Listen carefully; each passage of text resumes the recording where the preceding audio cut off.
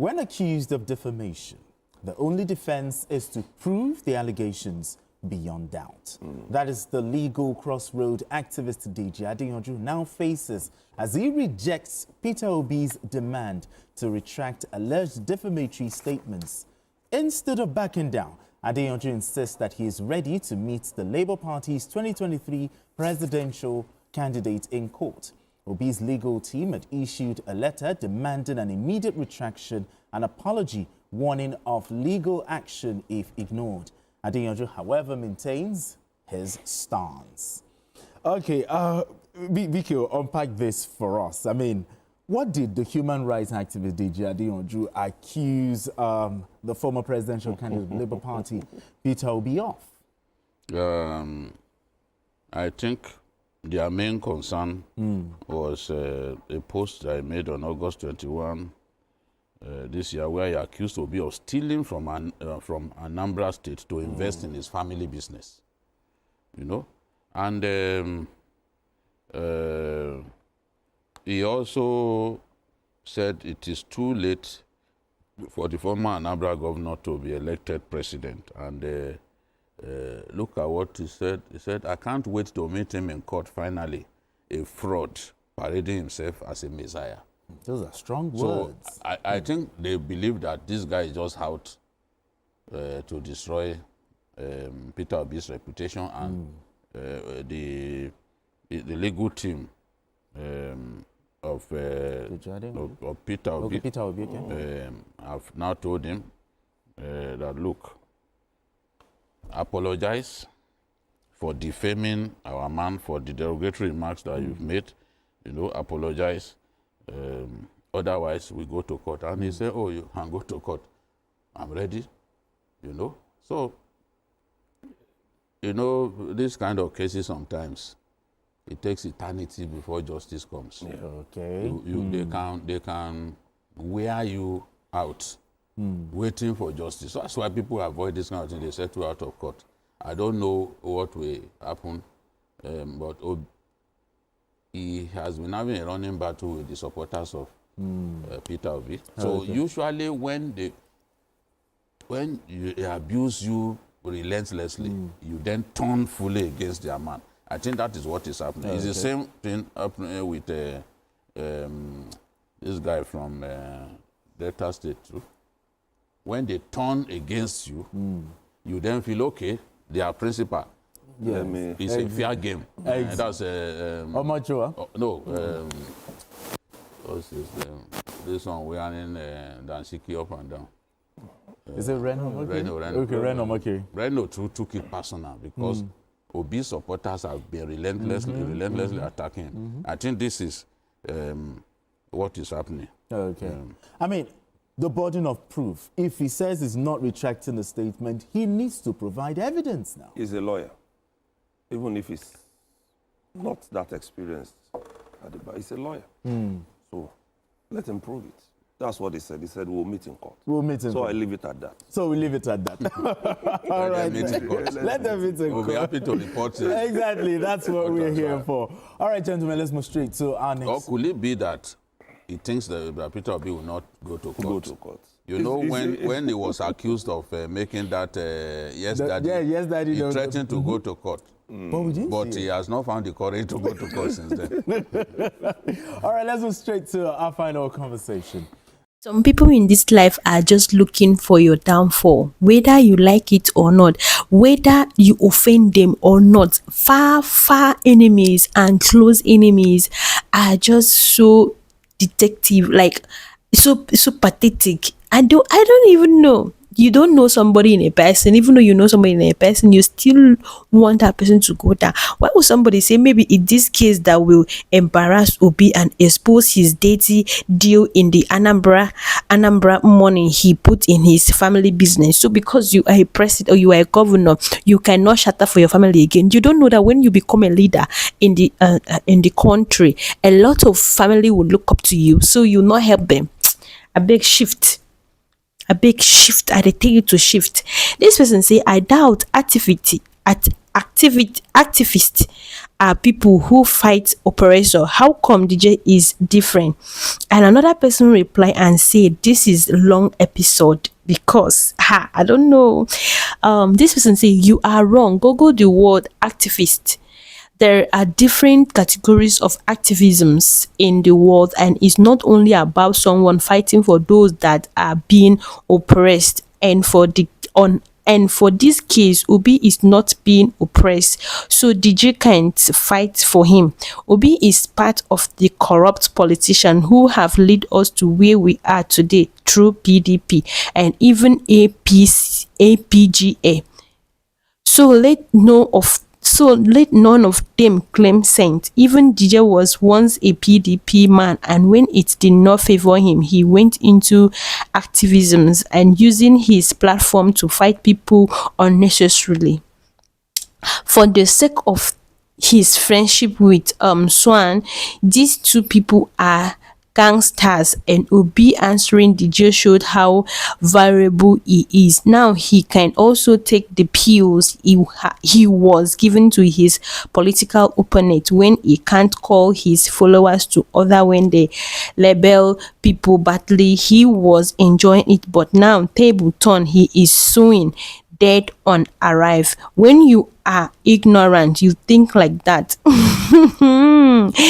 Oh, see, I don't know what to say in this kind of a situation, but at the end of the day, it's all about politics, and this is today's politics. And I don't know, let's just see how it will roll, whether they will embarrass Obi or Obi will still be the top. Anyway, a lot of Anambra people always confess that Obi was the best, one among the best governor in their state. So let's just see what it goes. And these are some people reactions when this happened. Please, this is UN2 Media channel. Do not forget to like, share, subscribe, and turn on your post notification bell so that you will get notified each time we drop a new video. It's all about politics, gist, trending topic, trending gist, what is happening in the planet, and we talked about a lot. We react to a lot of videos, which also talking about this particular clip, and a lot of reaction as well you watch. Thank you for watching, and thank you for your massive love and support.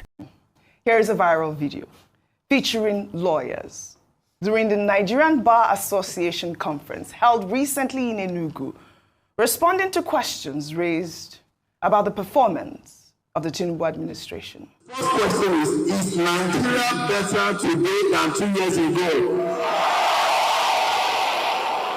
Okay, let's go to the second question. Do you think the nation is on the right track with the policies of the Tinubu government? Okay. All right. My third question. Is your hope renewed? No, I've not finished the question. Hold on. I have not finished the questions. Hold on is a longer sentence. Is your hope renewed now, or do you think this government is in touch with the present realities of the average nation? For those who agree say yes, those who disagree say no. All right, there you have it. That was a resounding no there by lawyers at the NBA conference. You know, Shehu Akimbaloye there was moderating a panel titled, "Is the Economy Stupid?" with the Minister of Interior, Olubunmi Tunji-Ojo, along with panelists Gabriel Okewo, Dr. Obi Ezekwesili, and George Etomi. This year's NBA conference titled Stand Tall saw the presence of about 20,000 lawyers from across the country. Rufai, I know you want to jump in, but I was asking Ayo first, or do you want to start? Okay, let me quickly. Yes. I'll be quick. Yes. You know, when you were speaking, I said the last video answered the first question. Yes.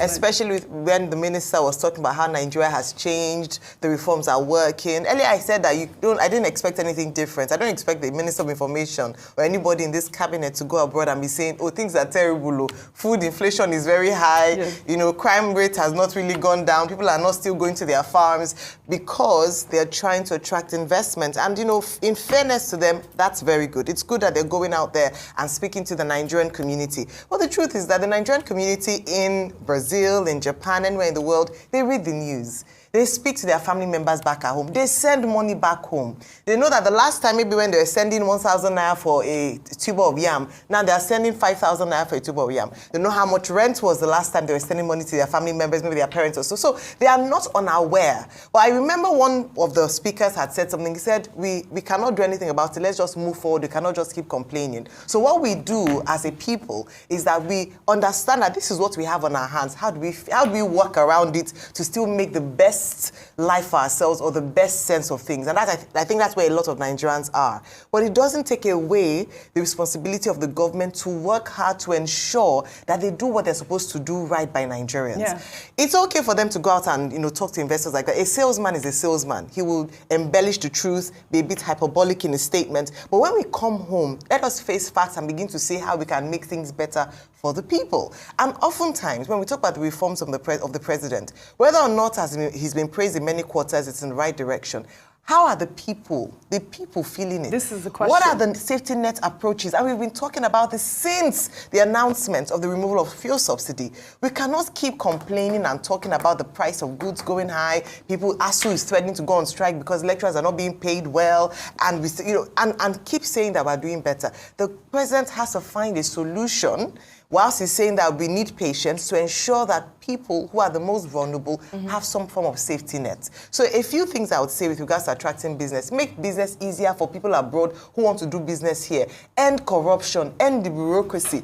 Provide an enabling environment for people to want to bring back their home, their money, their hard-earned funds abroad, back home to invest. A lot of Nigerians abroad are patriotic, Oji. A lot of them keep up with the news in Nigeria because they are hopeful that one day Nigeria will be better, and they are willing to work to make sure that that dream comes to pass. But I hope that the government will also partner with Nigerians, home and abroad. When we speak about these things, it's not because we want to criticize. Yes. It's because we are passionate about the nation. We want things to change. And if you don't admit to the problems, you will never find a solution to it. If we keep burying our head in the sand, we will not come out of what we find ourselves in today. Rufai, your thoughts on the MBA conference and the Nigerian lawyers there, 20,000 of them, having a resounding no about the... At first, reforms, please, or I will instruct whether Nigeria has changed. You have to submit me the names of all those lawyers. What are you going to use them for? Please, all of them that in the hall that attended that session. How can they say such a thing? Freedom of expression. Freedom of what? Of course. No, say that. The only one freedom we have is the freedom of President Tinubu doing well in the country. Everything is good. You can see how Nigeria is moving. It's doing very well. President Tinubu, that's the only freedom we have. So please, for all those lawyers, I've been sarcastic, but the truth is, it speaks to itself. I saw that conference. I saw how the government officials tried to defend things that didn't exist. Take, for instance, one of the ministers I was on the panel said there were, this is the line the government keeps putting out, that there was no provision for subsidy in the law when they removed subsidy. But you see, they don't tell the full part of the story that this government also claimed they paid subsidies till 2024. It was when the prices jacked up. So when they said subsidy gone, they were still paying subsidies. These are empirical facts. The NNPC was still paying subsidies within. It was when they said they removed it totally that happened. So they tell a lot of half-truths. There's a danger of a single story. It's just one side they tell. But you cannot deceive the people for too long. See, Oji, if the parameters are good in favor of the people, forget what the IMF is saying, okay, reserves and everything. The IMF is never there for your lives to get a lot better. It's never there for your lives to get a lot better. Forget it. With all the advice the IMF has been giving, where did it lead us till today? So if the parameters are good, you will see it, Oji. Can we compare it to the years when Nigeria was growing 7-8%? We saw, when Obasanjo said, the president didn't need to go and tell people in Brazil to come back home. They came back, people came back home normally. But you know the interesting part, people that came back home in those boom days, they are going back. They've all gone back. Right. So you don't need to tell people, it's not a case of overselling. Right. What you should focus on is leave the sentiment and the buzzword, the headlines. You were saying headlines don't lie. No. There's something you call headlines. I can do propaganda and craft an headline. Now. It doesn't. I can craft headlines. Depends on what you're reading. Yes. Yeah. So what you say is it depends on what you are reading.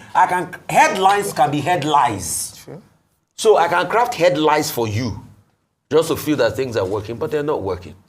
And it goes back to the fact that they need to get a lot done. All right. The MBA conference is one. I've also had the chance to be able to moderate one of the sessions of the MBA conference where we speak truth to power for each other. And I think these are the feedbacks the government should be able to take. As it is, we're talking to the diaspora community in Brazil. Yes, these are the reforms, but the question is, so that's their own single story. Oh, we've put in reforms, remove this, remove that, remove this, remove that. Ayo was saying, reduce corruption. No, corruption is gone already, so forget my name. Why don't you raise government? So the second part of the story is this. You have done the reforms, but that reforms too have increased price times 3 for the lives of Nigerians. Yeah, but remember what the president said. It's plunged more people into poverty. It's plunged more people into pain. And the problem also is that you have not shown us a strategic plan to be able to come out of it. All right. The president has said that these reforms are like, they're going to be like the childbirth. So there's going to be a lot of suffering, pain before we reap the show us fruits of the reforms. I'll give you an instance. But in the meantime, please, the president is back. I know. To the country. I want to give you an instance. We have those videos. We can play that quickly. I want to give you an instance, please. After the president pulled out subsidy, announced subsidy gone, mid-2023. Yes. He gave a speech where he said we are going to cultivate 10 million hectares and all that. All the promises he gave in the speech, where are we on the agricultural cultivation now as we speak? All right. Where are we on the supply chain logistics? Those are some of the questions that the administration will need to respond. Only a minute because we have to go to the next not even up to a minute. Without prejudice to all these conversations we've been having about economic reforms and the impact on the people. Now, there's something in journalism called leading questions. When you phrase questions to have a predetermined intended answer. Yes. So, and a typical example will be those questions that you showed. When you ask people, do you think hope has been renewed? There are only 2 options. Yes. When you ask them, is Nigeria economy better than it?